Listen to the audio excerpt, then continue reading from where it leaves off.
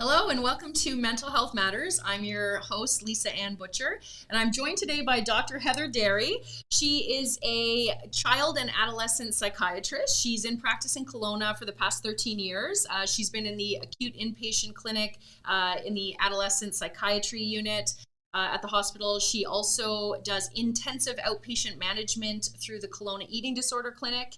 Currently, her practice is focused mostly on supporting youth mental health through her community work with child and youth mental health services and Healthy Essentials Clinic in Lake Country. So welcome, Dr. Derry. Thank you, Lisa. Thanks for the great intro. Thank you.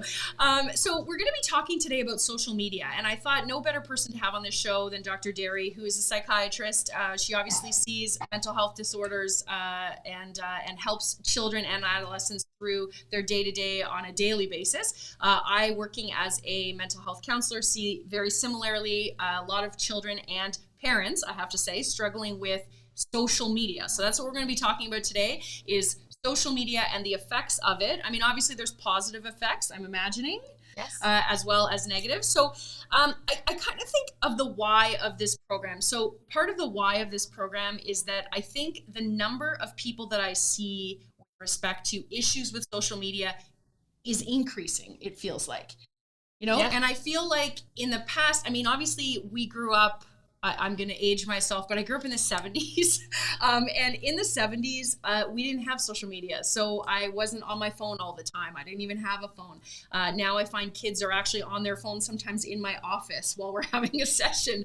And parents are always complaining about it. So I think it's an important topic, and I'd really like to ask kind of what your day-to-day looks like as a psychiatrist in terms of this topic. So what are you seeing every day in your office in terms of social media? Well, I mean, I see kids for all sorts of different mental health reasons, but the top ones are really anxiety, depression, a lot of kids with suicidal thoughts or self-harm urges, eating disorders. And I find there's such an intimate tie with their use of social media. Clearly in the last 15 years or so. So throughout my practice, when I started about 13 years ago, there's been a stark rise in mental health kind of admissions to hospital, emergency departments, mostly around these things, anxiety, depression, suicidal thoughts. And these are really parallel the trends that we see with kind of the widespread usage of social media and smartphones. And so in my practice, I mean, I see kids that have experienced cyberbullying and how the impact of that is on their self-worth, their self-esteem, how it can be linked to suicidal thoughts and suicide attempts at times. I see kids that have depression, anxiety, and that can be related to, this need for, validation online. And when they're not getting it, they feel like there's something wrong with them if they're not getting as many likes as they should be, or their picture's not great, or they don't have as many followers. I also see kids that do a lot of comparing. So there's a lot of comparing of their lives, their body, their physical appearance, their looks to what is shown on social media. And social media is very, the nature of it is very curated to look perfect. And it really perpetuates or promotes this ideal of perfection, a certain standard that we have a hard time as kids, or kids have a hard time living up to. And so that can often kind of trigger things like, poor body image, dissatisfaction with their body, with their looks, feeling inadequate in life. It can lead to a lot of distress, which can present itself with depression and anxiety.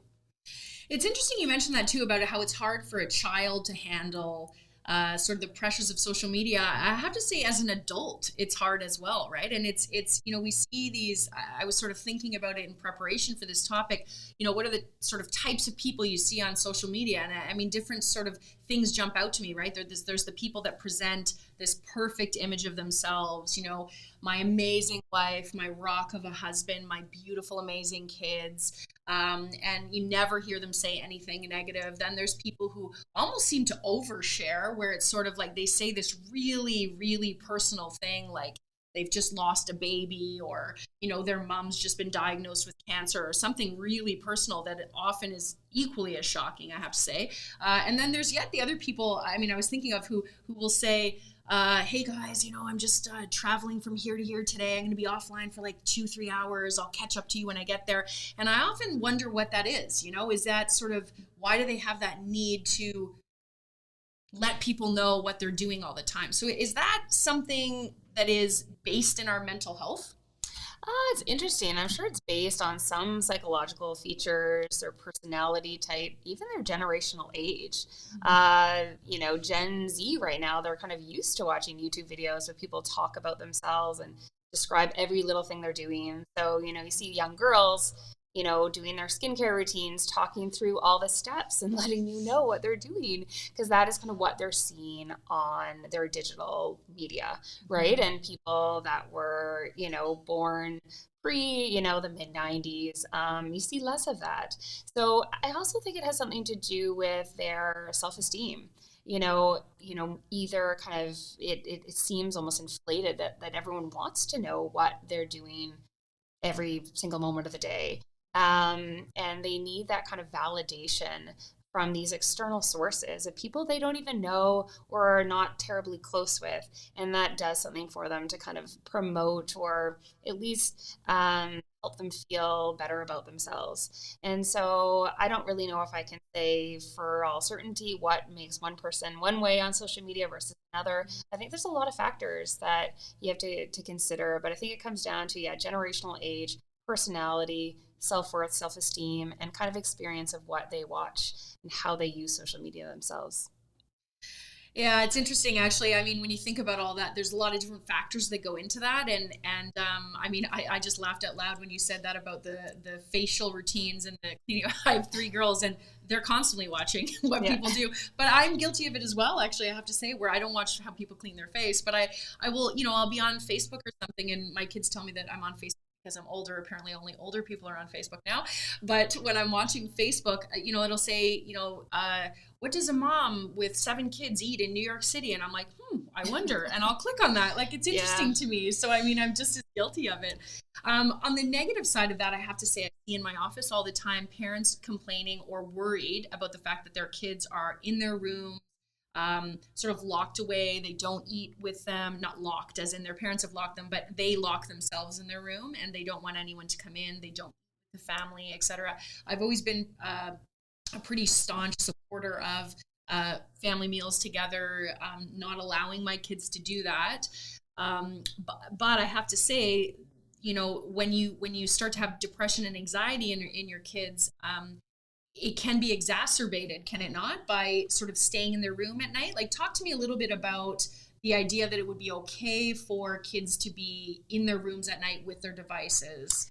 Yeah, I think it's really important when you're considering or when the time comes where a kid gets their own personal device, whether it either be an iPad or an iPhone, but more so when they have, kind of preteen, teen access to social media platforms. I think you need to set really like ground rules around kind of screen-free zones, like the dining room table, like screen-free time, like mealtime, or bedrooms, no screens, or an hour before bed.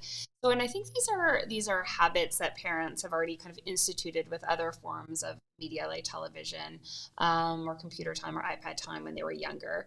But I also agree that nothing good comes from a child or a teen being able to passively scroll on social media in the middle of the night. It often leads to problems with, our sleep patterns, which can lead to decreased amount of sleep. And we know that can exacerbate very common mental health conditions like anxiety and depression. And often parents have no clue that their child is doing this. They might have a place they park their phone. They might be, sneaking it into their room. I have parents that go to great lengths to try to set limits, such as shutting down Wi-Fi, locking devices up, setting very strict parental, restrictions on their phone. It's really hard to be a parent. It's really hard to do these things, and there's no guide for us as parents, and it's easier said than done. It is easier said than done, I have to say. I mean, that's difficult. I have to say, I can't even really watch it. When I watch, sometimes my kids scroll through something. It's so quick, I can't even focus on what they're looking at. And that's what they're used to doing. right? And so I always say, stop scrolling. And so then they'll put their phone down, or we have a little bin in the kitchen that the kids put the phone in. I just make the phone stay there, and I think every parent has their own way of handling it. Do you feel like that social media can cause psychiatric issues? And I'm not talking about, I guess we see anxiety and depression. Can it cause it, or is it just more of an exacerbation of it? So it can cause it. We can't definitively say that, exposure to social media causes psychiatric disorders or illness, but we do know that it causes the symptoms that are part of those illnesses that might not be a full presentation or sub-threshold presentation of these mental health conditions. We know that people who are younger are more vulnerable given their growing identity in adolescence, and also adolescents are more susceptible to or more vulnerable to the kind of peer pressure and also to social evaluation, which I think makes them more at risk when they use things like TikTok and Instagram. Girls and young women are also more vulnerable. So I think the take-home point is that we can't definitively say that social media causes mental health disorders, but we do know that exacerbates underlying vulnerabilities, and certainly it can contribute to mental health symptoms like depression and anxiety, body dissatisfaction, disordered eating, especially when used excessively and negatively. So if there's negative content they're seeing on it. Mm-hmm. That must be such a hard thing about being a kid now. I mean, when we think about it, when we grew up, you didn't have the comparison constantly. I guess you had magazines, you had TV, but you didn't have so much exposure to what people look like and how they present themselves. And there seems to be such a focus now. I have to say, it's even in the adult world. Like, I know fully grown adults that are, that will present things on the internet of sort of, look at the outfit I have and look at this. And really, I mean, I've never been one to be able to really keep up with it, because to be honest, I'm not that fashionable, I guess, comparatively. But I think, to me, I've noticed, like, oh geez, like, wow, that's, she looks really great. And I'm an adult, I'm in my 40s, and I think of how difficult that would be for a child to navigate, specifically as a girl and around body image.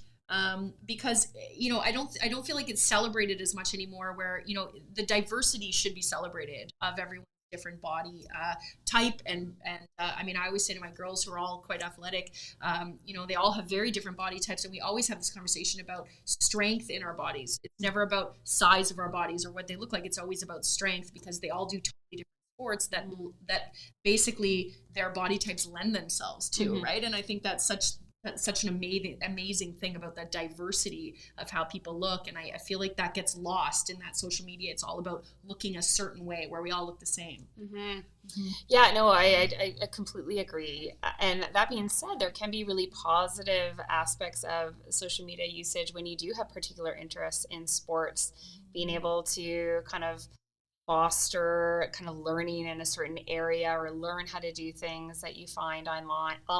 So I think there can be positive things, especially like when you're, connect with other people, like in your sport or in your field, or like if you're more of a marginalized youth or have a mental health condition, or that you need an area where you can gain support through other people that you might not be able to have in your local community. Social media can lend itself really well for that. Mm-hmm. So it's this double-edged sword, and it's there's so many good things, yet there's such a slippery slope into the negative aspects. And I agree with you. I think in a day-to-day, I ask so much more about social media now than I ever used to.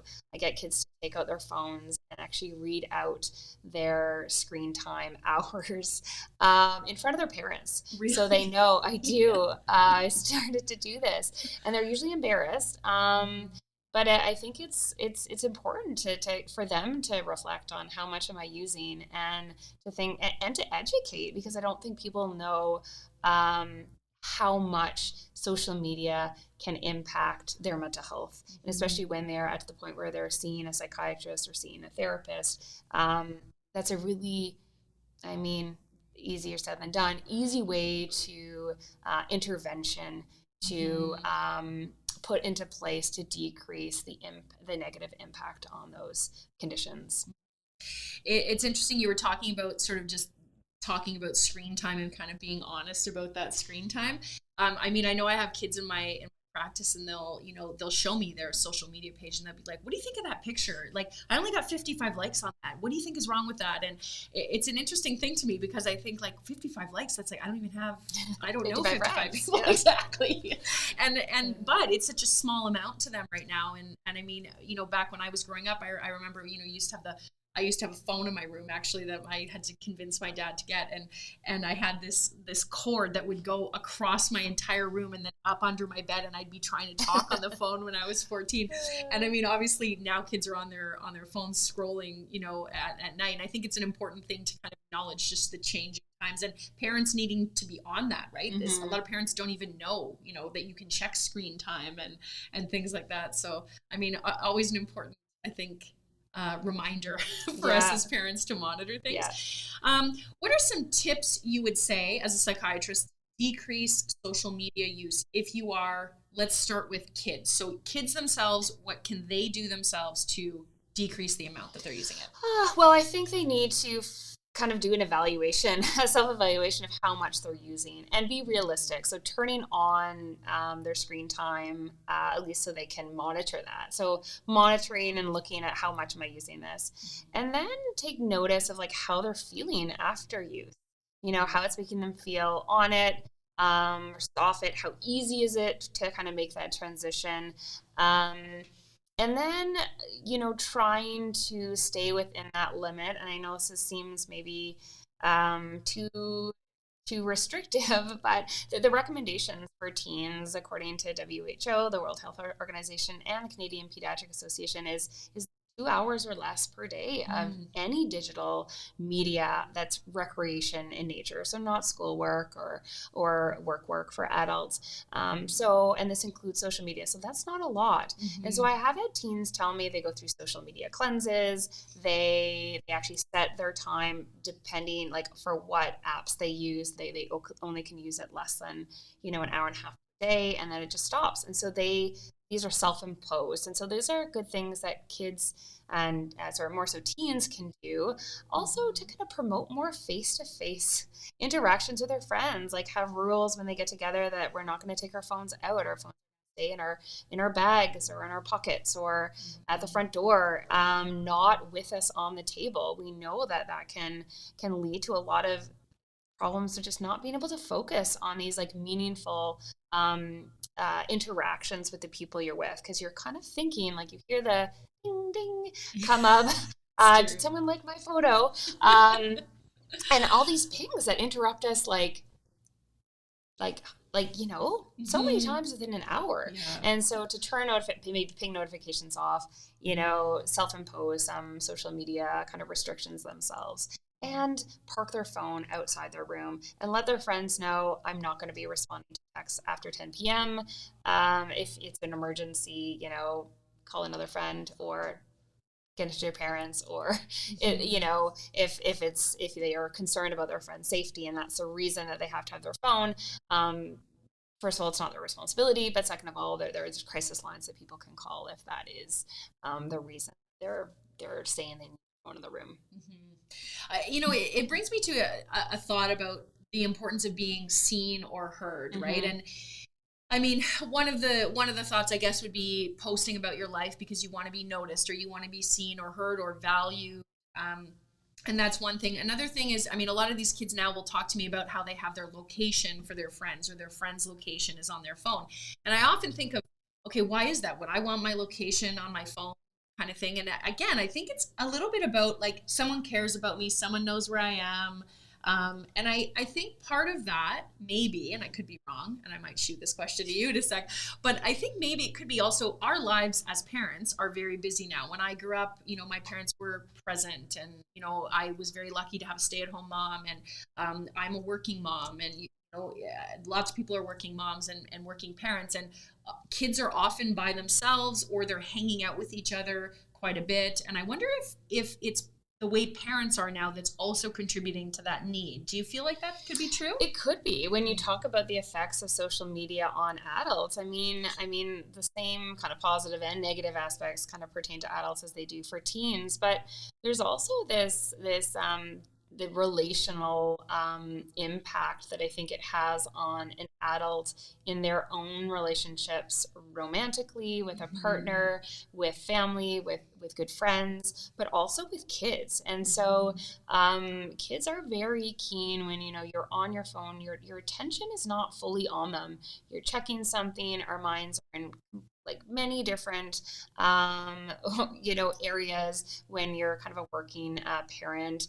There's an information overload that we get as parents because of social media. There's so much stuff that we get day in and day out, and we have to review and look at, and it's going to be overwhelming. So I think that attentional piece definitely decreases the quality of our interactions and our presence.